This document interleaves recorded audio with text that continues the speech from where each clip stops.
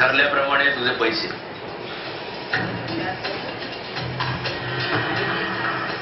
हे काय नागेश आहे फक्त 3000. देव रे, उरलेल्या नंतर देईन.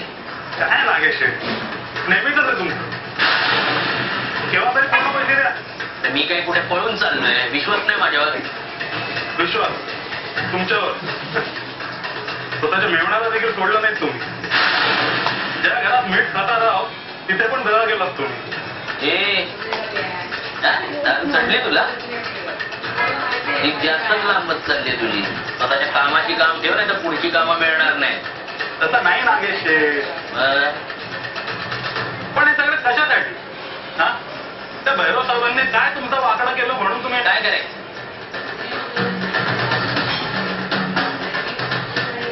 आपण फक्त एकच देव मानतो, अन्नदाता सुखी हो. दारू पी बसेल तुला.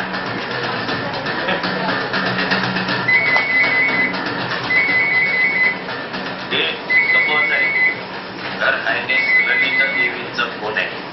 आणि सासू माझी.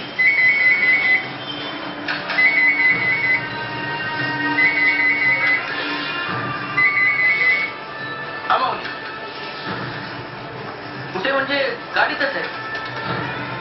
अहो नाही, ते खड्डे होते ना रस्त्यात, खराब होता रस्ता, त्यामुळे टायर पंक्चर झाला. तिकडे जरा वेळ लागला.